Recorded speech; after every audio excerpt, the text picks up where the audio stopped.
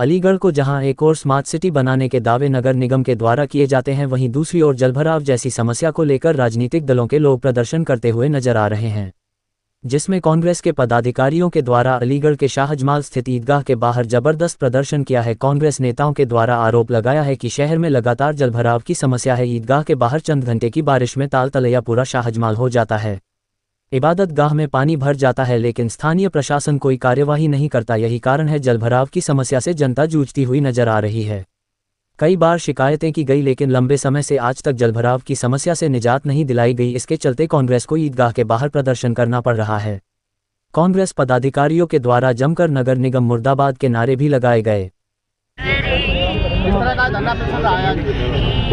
ये भैया आज जो ये शाहजमाल में ईदगाह जहाँ लोग अल्लाह की इबादत करने आते हैं, 8-10 स्कूल हैं यहाँ पे जिसमें बच्चे पढ़ने जाते हैं, उनको दिक्कत हो रही है और यहाँ जलभराव है।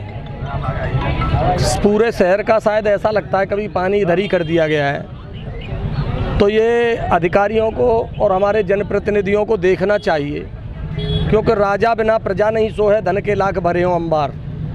दौलतमंद कभी राजा बन जाए तो उसका मतलब ये नहीं है कि वो दौलत से ही उसका काम हो जाएगा।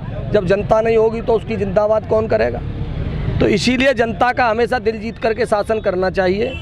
यहाँ इनका 17 तारीख को त्यौहार है मुहर्रम का।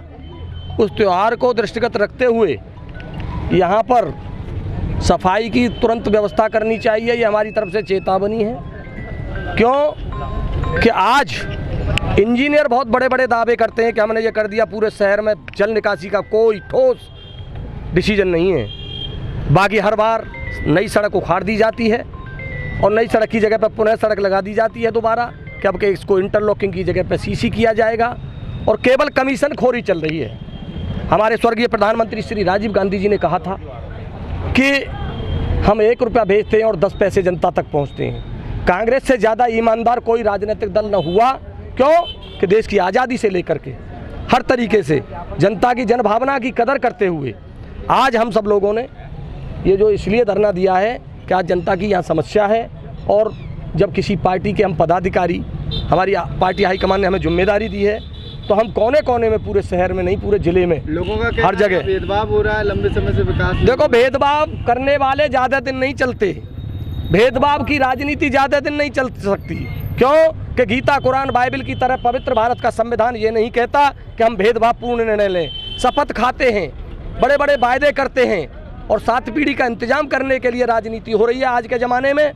पहले राजनेता, चाहे वो राम प्रसाद देशमुख जी हों, चाहे केशव देव हरियाणा हो, चाहे मोहनलाल गौतम हो, चाहे कुंवर देवेंद्र सिंह पिसाबा हो, और चाहे वो हमारे राम प्रसाद देशमुख जी हों और पूरन चंद जी हों, हमारे चाहे ये समझ लीजिए रमेश करन जी हों, बहुत अलीगढ़ में नेता पैदा हुए और आज उसी तर्ज पर हमारे आदरणीय बड़े भाई विवेक बंसल जी चल रहे हैं। उसी तर्ज पे वो सेकुलर सोच पे चलते हैं, वो हमेशा भेदभाव नहीं करते किसी के अंदर। तो ये उनकी सोच को लेकर के हमने उनको अपना नेता भी अलीगढ़ में माना है और जनता ने भी उन्हें चुना है 2 बार।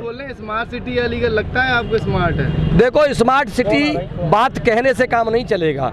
स्मार्ट सिटी जब किसी ने कहा है कि कसौटी साफ कहती है ये पीतल है या सोना है, जब स्मार्ट बन जाएगा तो मैं कितना भी बोलता रहूं, कितना भी बकता रहूं, लेकिन जनता चिल्लाएगी और मुझसे कहेगी कि एक मूर्ख क्या बोल रहा है। खुद मुझे मूर्ख बताएंगे। कब तक चलेगा ये धरना? धरना तो भाई साहब आज तो हम ज्ञापन देंगे नगर आयुक्त महोदय को, लेकिन ये एक सांकेतिक धरना है आज। तो अगर इस समस्या का समाधान नहीं हुआ तो नगर निगम कार्यालय पर ताला मारने तक की चेतावनी है हमारी। अधिकारी हमको कमज़ोर न समझें। हम अगर किसी की जन समस्या और मानव आम जनजीवन की जन समस्याओं को उठाना अगर अपराध है तो हमें जेल भेजा जाए, हम जेल जाने के लिए तैयार हैं।